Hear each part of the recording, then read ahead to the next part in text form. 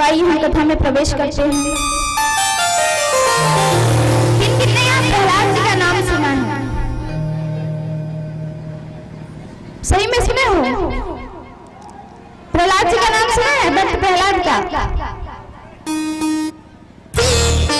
आज हम उनकी कथा श्रवण करेंगे। भगवान के सबसे बड़े भक्त प्रहलाद जी की कथा।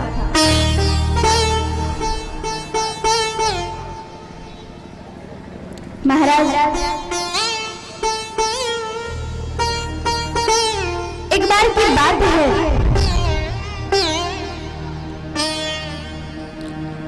कि हिरण्यकश्यप का भाई हिरण्याक्ष, जिसने पृथ्वी को चोरी किया था।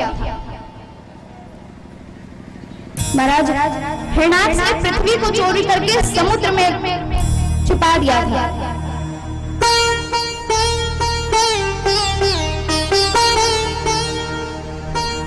अब हिरण्याक्ष ने तो पृथ्वी को जल में छुपा दिया था,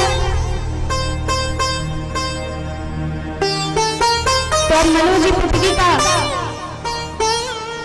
को बढ़ाते कैसे? वे ब्रह्मा जी के पास आते। क्या आपने मुझे तो कह दिया कि हाँ जाओ पृथ्वी को बनाओ, पृथ्वी में मनुष्य को बनाओ, लेकिन वे मनुष्य रहेंगे कहाँ? ब्रह्मा जी कहते हैं मतलब रहेंगे कहाँ? पृथ्वी में रहेंगे। बोले पृथ्वी तो जल में है, वह तो समुद्र में डूबी हुई है।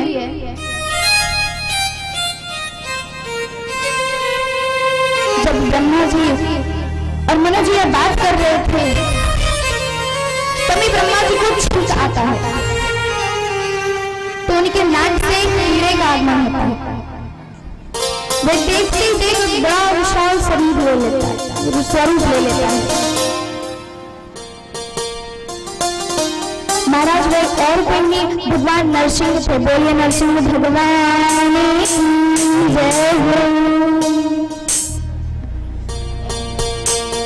आज नरसिंह भगवान देखते देखते बड़े विराट स्वरूप में आ जाते हैं।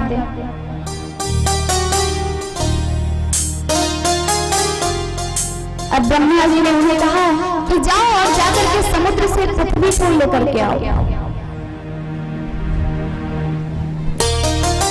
जाकर के तुम समुद्र से पृथ्वी को लेकर के आओ।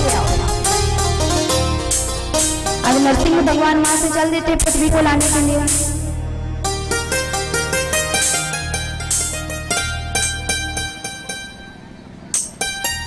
महाराज, अब समुद्र में आगमन करते हैं, समुद्र में जाते हैं।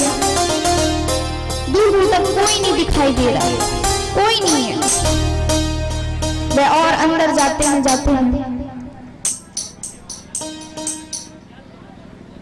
तो नरसिंह भगवान को वहां पर हिरण्याक्ष दिखता है, विराट स्वरूप है।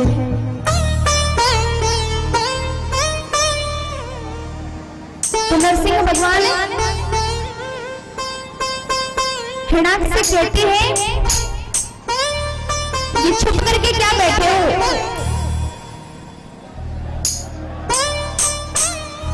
छुप करके क्या बैठे हो? बाहर आओ। अगर इतना डर लगता ही है तो पृथ्वी को चुराया क्यों था? इतने स्थान को छोड़ करके तुम जल में बैठे हुए हो। आज ये बात हिरण्याक्ष को बड़ा बुरा लगता है।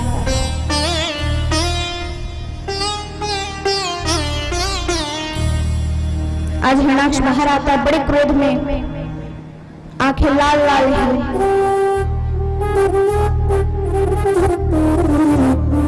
हिरण्याक्ष बाहर आया।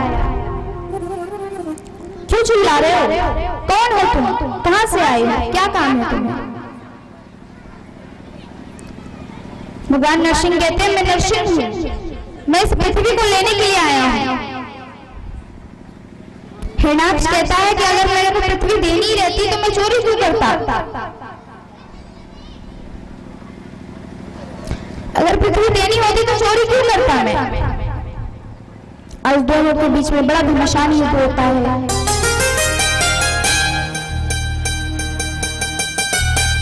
एक वर्ष तक उन दोनों के बीच में युद्ध होता है।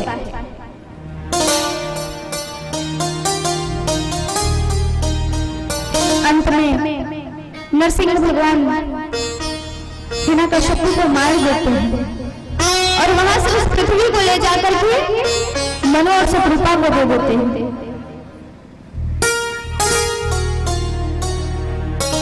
आज महाराज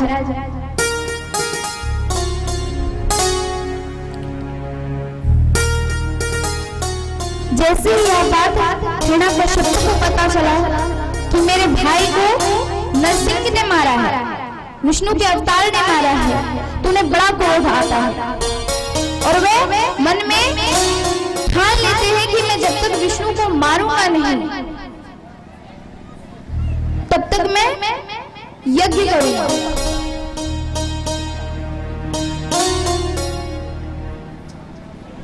तपस्या करूंगा मैं।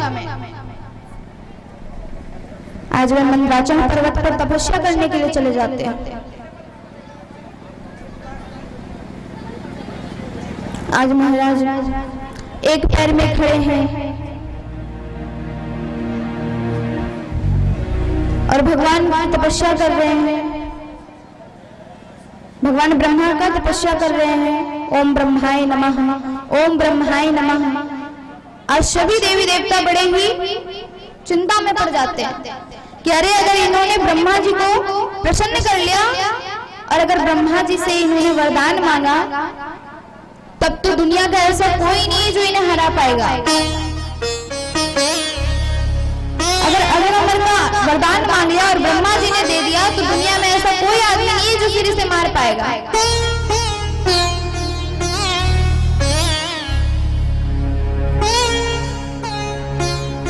तो महाराज उसमें से एक देवता एक तोते का रूप बना करके मंदराचल पर्वत के वृक्ष में जाकर के बैठ जाता है।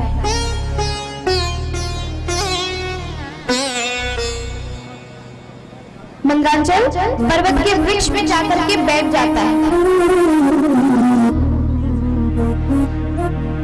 आज हिरण्यकश्यप ओम ब्रह्माय नमः कहता है तो तोता ओम नारायण नमः कहता है। आज जैसे ही नारायण का नाम सुना तो हिरण्यकश्यप की आंखें तुरंत खुल जाती है और वह जोरों से चिल्लाने लगता है कि अरे मेरे दुश्मन का नाम कौन ले रहा है, मेरे शत्रु का नाम कौन ले रहा है। इधर उधर देखते हैं तो कोई नहीं है। जैसे ही नजर ऊपर वृक्ष पर पड़ती है तो वहां पर एक तोता बैठा था।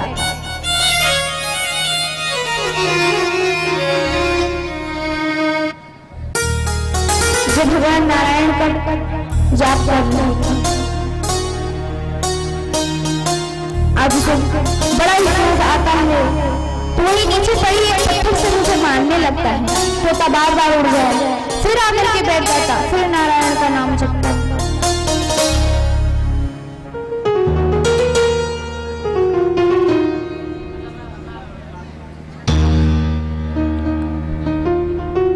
आज बार बार ऐसा हो रहा है।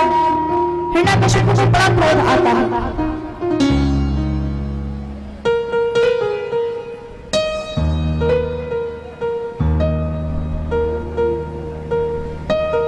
आज महाराज हिरण्यकश्यप वापस आ जाता है।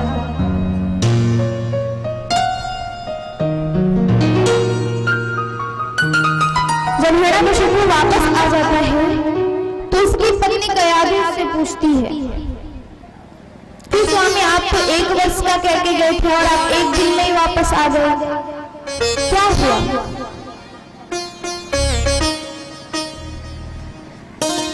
क्या हुआ आप 1 दिन में ही वापस आ गए? 1 वर्ष का कह के गए थे, अभी तो ढंग से 1 दिन भी नहीं पूरा हुआ।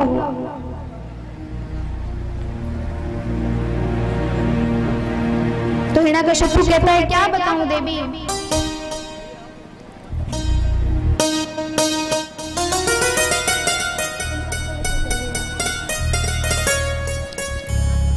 क्या बताऊं देवी, वहां पर एक ऐसा सुख बैठा था, एक ऐसा तोता बैठा था जो मेरे शत्रु का नाम ले रहा था। लगता है मैं अच्छे मुहूर्त पर नहीं गया था,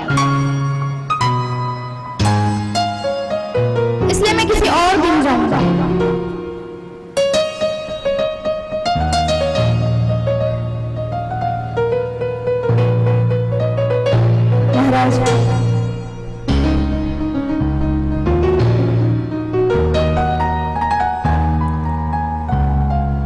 आज कयाधु हिरण्यकशिपु से पूछती है, प्रभु वो क्या नाम ले रहा था?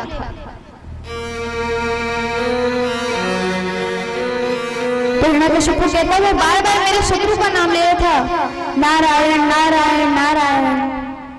आज जैसे कयाधु यह बात सुनती है, हिरण्यकशिपु के मुख से नारायण का नाम सुनती है, तो वो एक बड़ा ही प्रसन्न होती है कि चलो मित्र के बहाने नाम ना लिया, शत्रु के बहाने तो प्रभु का नाम लिया है।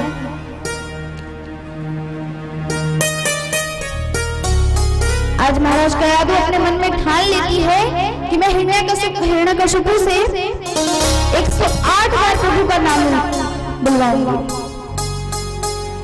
और जो माताएं होती है ना, अगर उन्हें कोई बात पता चल जाती है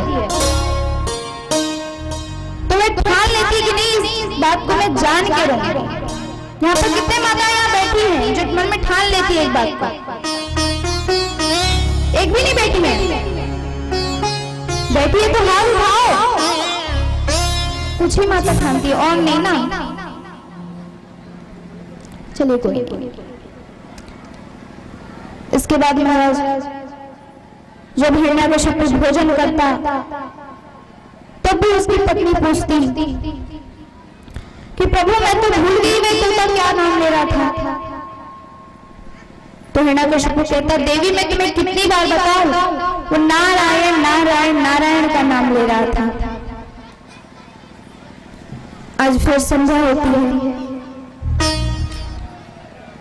तो फिर कयाधु पूछती है,